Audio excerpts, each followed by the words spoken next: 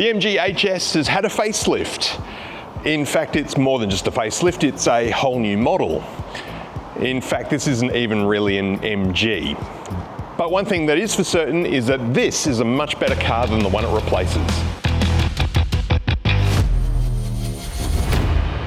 If you're looking to buy a new car and you don't know which way to turn, you've come to the right place. My name's Alex Dalrymple and this is my channel, Four Wheels and a Seat, where I review new cars every week for people who might be looking to buy one, don't know which way to go.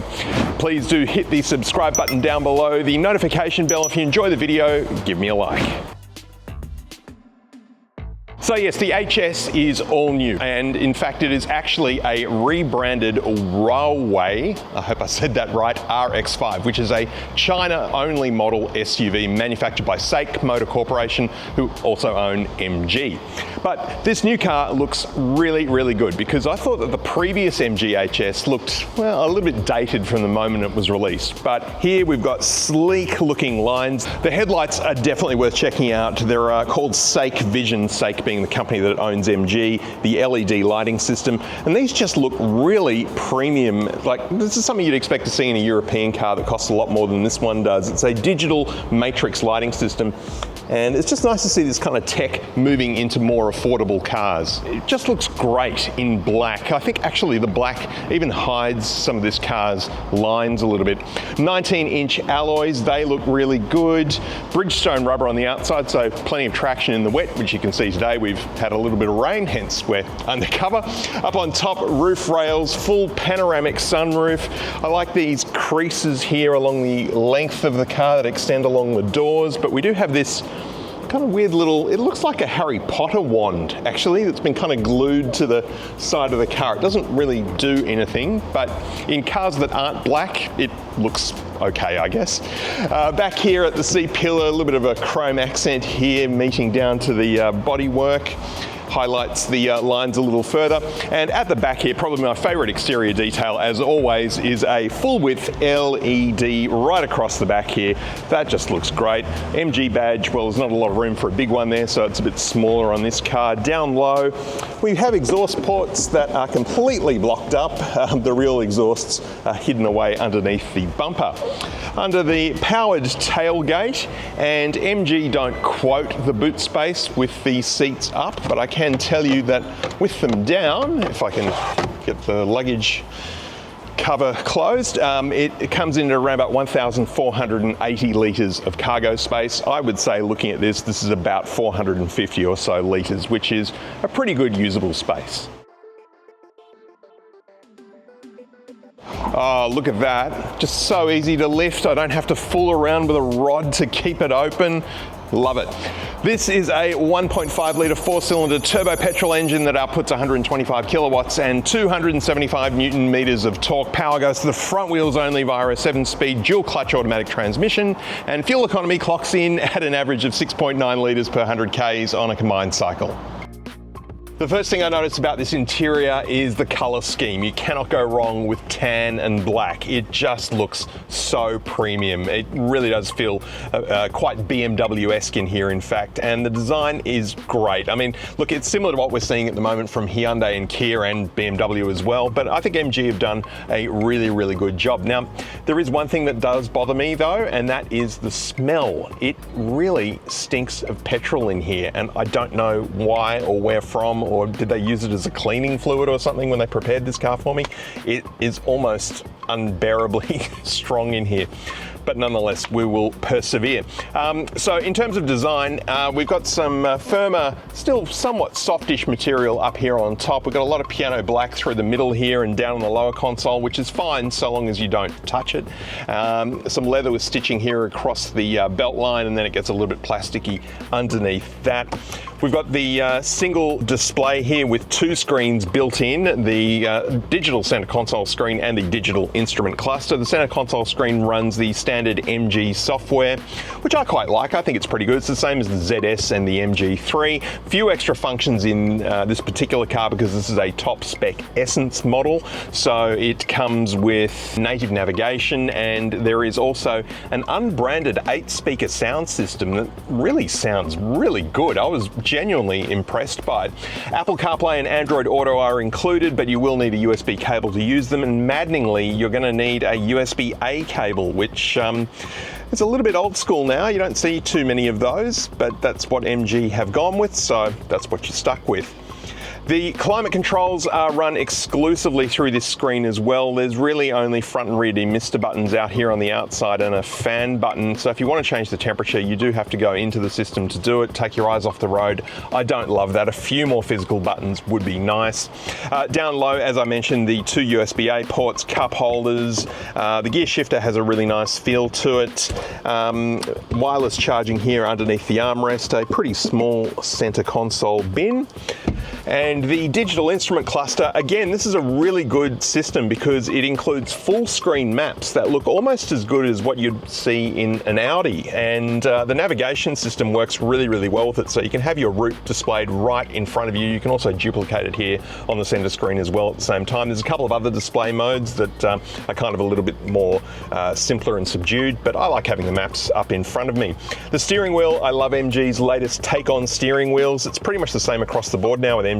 Flat top, flat bottom, and just a really good feel. It's leather wrapped with stitching, has a nice textured material here too. Sound system controls over here on the right. Interestingly though, there's no physical way for the passenger to change the audio volume in here. Only the driver can do it here on the steering wheel. That's not a great thing, I don't think.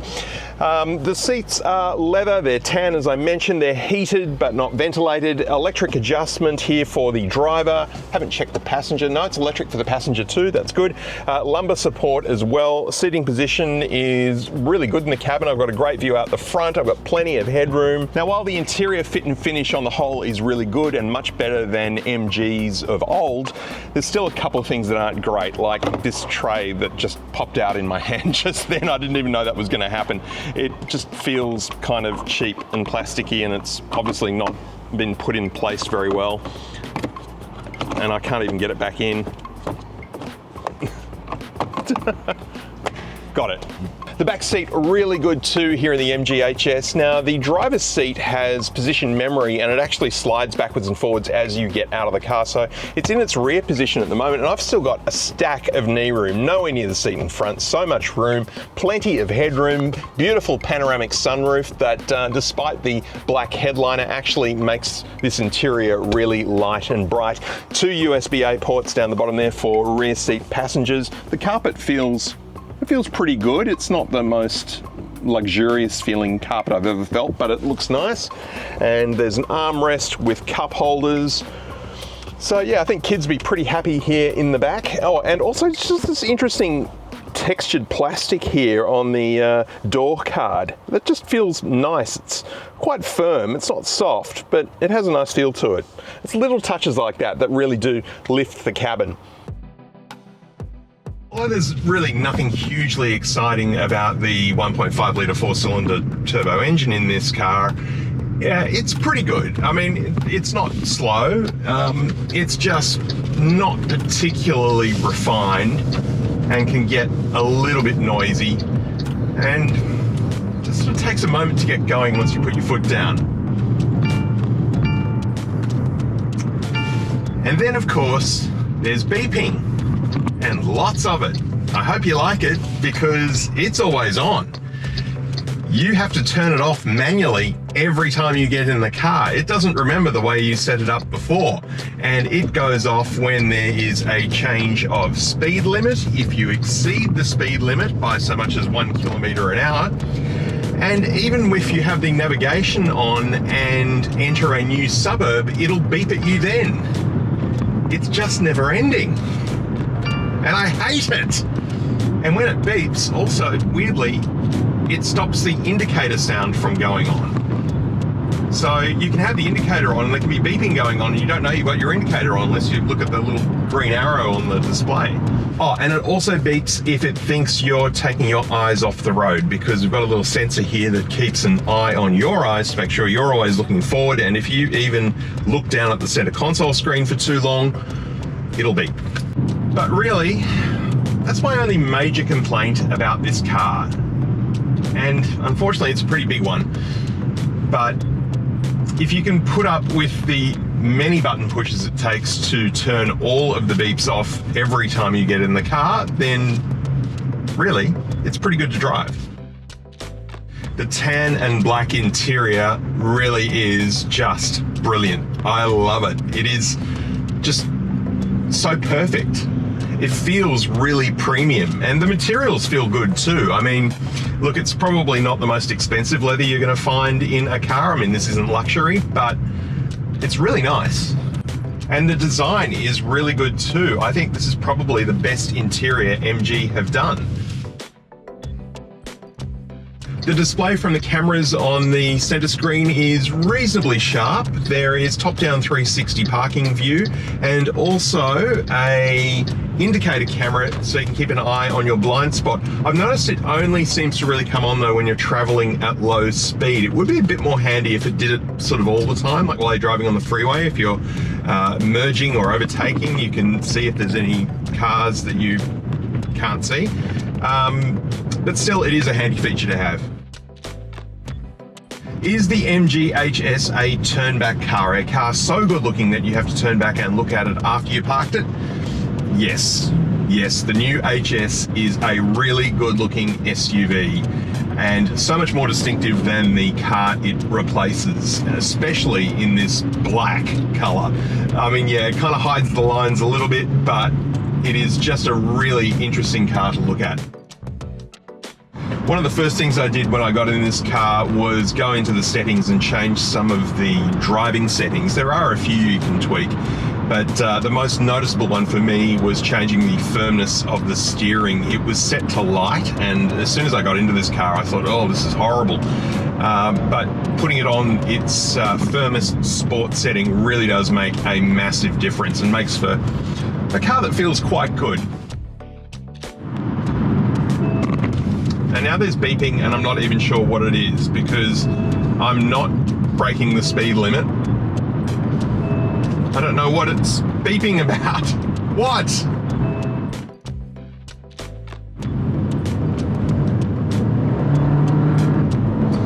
Yeah, the transmission isn't amazing. It's sort of wandering around all over the place a little bit, and you put your foot down, there's a bit of noise and not a lot happens. MG are releasing a hybrid version of the HS next year, and I'm really curious to see what that's going to be like. If they do what they did with the MG3, which is just strap an additional electric motor to the engine that's already in here, that will add quite a bit more power, and it could make for a really exciting car to drive. The MG HS costs a bit more than it used to, but it's better looking, it's bigger, and feels a lot more premium. So I think its price is somewhat justified, but please, for the love of God, MG, turn off the beeping.